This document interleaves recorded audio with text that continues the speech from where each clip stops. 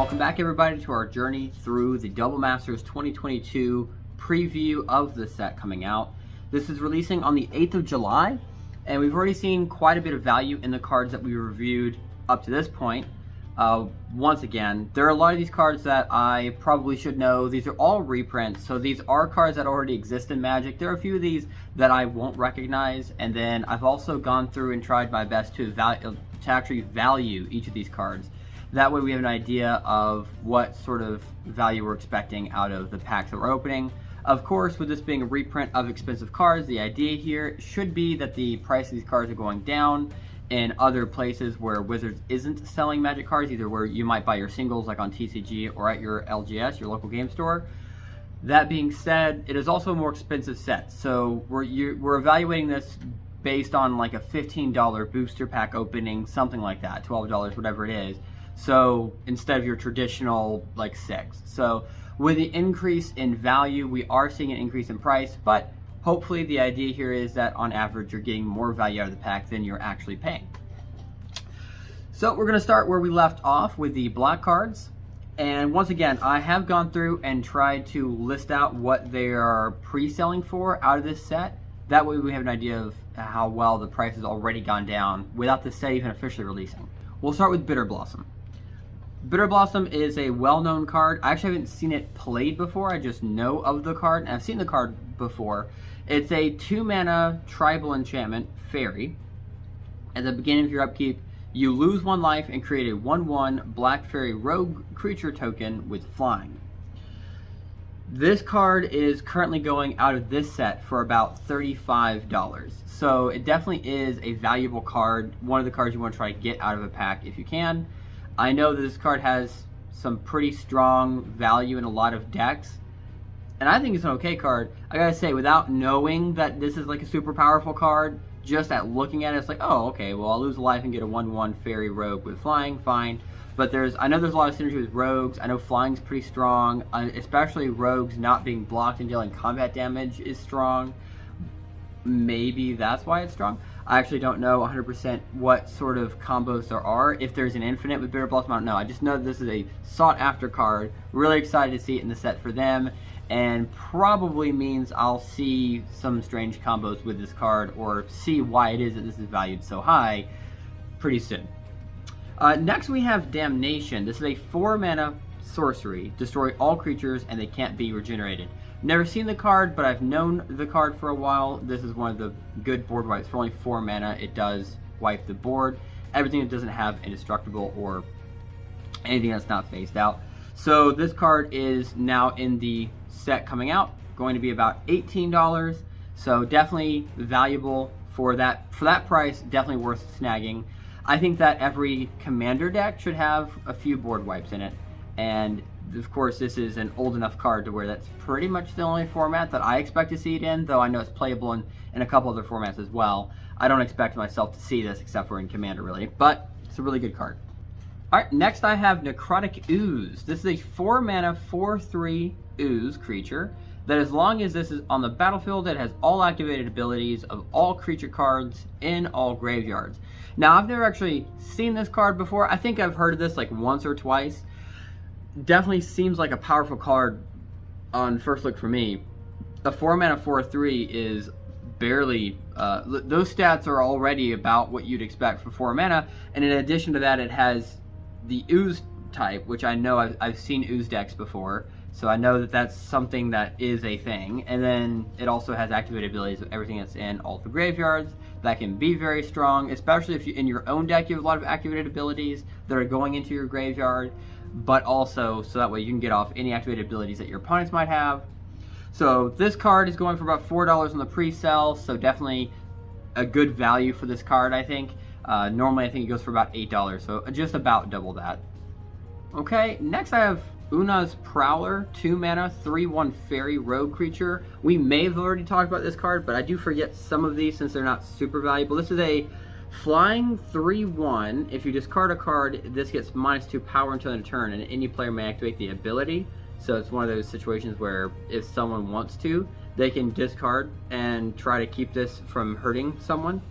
So I definitely see that as being an interesting politicking card, and again, rogue type.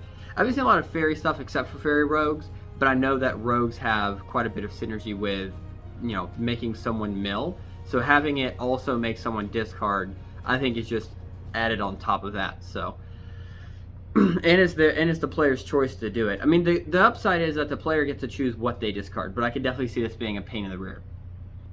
All right, the next one I have here is Henny the Undying Partisan. This is a 3-mana 2/2 legendary Aetherborn vampire. It has haste, and whenever a creature an opponent controls dies, put a +1/+1 counter on this, and then you can sacrifice another creature, and this gains indestructible until the end of the turn. I know this card has some synergy with a few different things, but also this is a $5 card out of this set. So getting the value that, as long as this goes in the deck where you're getting that kind of value, then I can definitely see this being worth that kind of money. Gotta be honest though, in just a vampire deck, I can't imagine this being super powerful. I have to think that this is one of those cards you drop down, sacrifice a creature, and board wipe, I guess. But I'm sure that there's other synergy that I don't know about. So definitely interested in seeing this card in the set. Maybe that means I'll get to see other people playing it. Maybe this is a commander I just don't know about. I've heard the name, just never had to see it in action. So I'm sure I'll see that once this set releases. That brings us to our red cards. I'm gonna start with Anger of the Gods. I don't think we reviewed that one. This is a 3-mana sorcery that deals 3 damage to each creature, and if a creature dealt damage this way would die this turn, exile it instead. It's like Slagstorm, but focus on creatures, and since it only does creatures, it allows some of them to be exiled if they would have been destroyed. I think 3 damage being dealt to everything is mostly to take out tokens anyways though, which already fizzles them out of existence once they hit the graveyard. So I guess good card, because I definitely could see it being a card that I'd run if I had it. Just not sure if it has any other synergy that would make it really good. I think that this is pretty much just I'm going to kill a bunch of tokens, or a swarm. I mean, a swarm deck's mostly going to have tokens though. All right, then we have the Backdraft Hellkite, a 5-mana 4/4 dragon with flying, and whenever this attacks, each instant and sorcery card in your graveyard gains flashback until the end of the turn, and the flashback cost is equal to their mana cost. That's not bad. This gives you access to your graveyard's instant and sorceries, and it's a dragon, so works well with some of the dragon cards we've seen, especially out of the Baldur's Gate set now. We've seen a lot of dragon synergy, so it's nice to see this getting a reprint, because I've never actually seen this card before, so definitely seems like it's a good card. Then we have the Bedlam Reveler, an 8-mana 3/4 Devil Horror, but it costs 1 less to cast for each instant and sorcery card that's in your graveyard. It has prowess, so whenever you cast a non-creature spell, the creature gets +1/+1 until the end of the turn. And when it enters the battlefield, you discard your hand and then draw 3 cards. Okay. Not bad for a situation where you're getting burnt out. This helps refuel a little bit, I guess. And you want this to cost 3 mana if you can. So you want to try to have 5 instants or sorceries in your graveyard. So definitely I think good card. Not really something you run in every deck though. Chaos Warp, I've seen this one around a lot. It comes in some of the precons. 3-mana instant. Owner of target permanent shuffles it into their library, reveals top card of the library, and if it's a permanent card, they get to put it on the battlefield. I see this get used a lot on commanders, even though they don't get shuffled back into the deck. It's a nice removal for that. So I've seen this card around a lot. It's a good card. Not sure if it needed a reprint, but it's not one of the cards that you'd be sad at getting if you don't already have it. Okay, then we have the Dream Shaper Shaman, a 6-mana 5/4 enchantment creature Minotaur Shaman. At the beginning of your end step, you may pay 3 mana and sacrifice a non-land permanent, and if you do, reveal cards from the top of your library until you reveal a non-land permanent card. Put that card onto the battlefield and the rest on the bottom of your library in a random order. Okay, so a 3-mana upgrade, hopefully. Upgrade one of your cards that are on the board. I definitely think that this is a good card when it's on the board, but gosh, for 6 mana, I'm not so sure. And you have to do it on your end step, so I can see this, I guess, going either way. I think some people can pull off some shenanigans with it, but for the most part, I think it's a little pricey for a card. It's a reprint, and I haven't seen it very much, so it could be that this isn't one of the cards people like to run. I did value check on this card. It wasn't super valuable, so I think it's just one of those filler reprints, so yeah. Then we have the Greater Gargadon, a 10 mana 9/7 beast, but it has suspend 10 for 1 mana. So again, for suspend, so you pay the whatever the cost is for suspend. It goes into exile for however many upkeeps that is numbered on suspend. So in this case, it has suspend 10. So you would exile it with 10 suspend counters or time counters on it. And then at the beginning of each of your upkeeps, you would take it down 1 counter. Once it reaches 0 on your upkeep, it goes onto the battlefield. This says you sacrifice an artifact, creature, or land, remove a time counter from this card, and you must activate this only if this is suspended. Fair enough. Yeah, that definitely helps speed up the time on this. You want to try to get it out, especially if you're suspending it. I guess you really do want it out about 5 turns if you can. That means every upkeep it goes down anyways. So I guess maybe in a goblin or a swarm deck or an artifact deck, I guess, you would be able to get this out pretty quick. But it doesn't have a lot of synergy with those types of decks. So I'm not really sure the archetype you'd be going for here. Maybe you have a bunch of, maybe it's like, is there such thing as a beast deck maybe? I just haven't seen this card in action. So I think whereas it's not a terrible card in terms of how you can get it out, the creature type doesn't make a whole lot of sense with this effect in my mind, so hard for me to see this one being super good, but I think maybe it could be I haven't run across the card, but again, it could be one of those filler cards.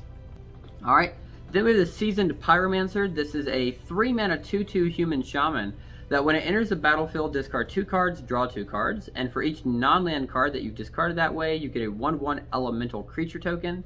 For 5 mana, you can exile this card and from your graveyard and create 2 1/1 elemental creature tokens. So this card is very blinkable.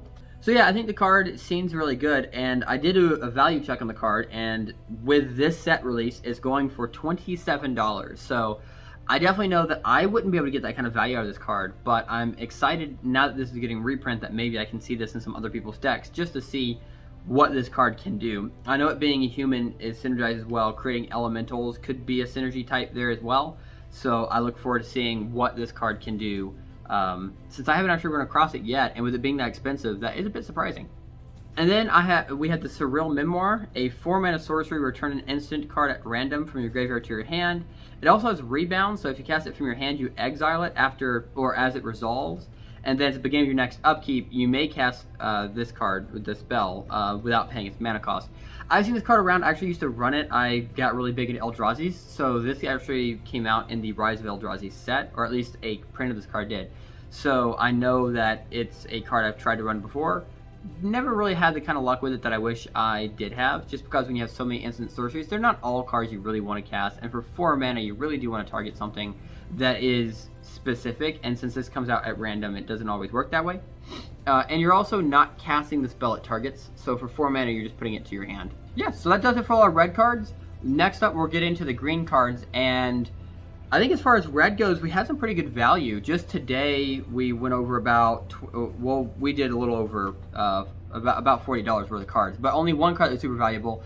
Black had some pretty valuable cards in them, so looking forward to getting to green. I know the green has a little bit of interesting stuff to go over, and then multicolored had a lot to go over. So looking forward to doing that with you guys. If there's any cards that I didn't quite understand, or maybe you have seen some of the cards that I was like, I've never really seen this card, definitely let me know in the comments. I'm definitely interested in trying to learn more about some of these cards that I've never gotten a chance to get my hands on or even see in play. So if you've seen it or you understand it better than I do, definitely let me know how these cards can really, maybe they're synergistic or they're just really powerful cards. Either way, let me know. If there's some cards that you're not as excited about, definitely let me know about that. Do you think this set's bringing the value that I think it's bringing? I definitely am excited about it. So in my mind, this is a very valuable set already. So until next time, later gamers.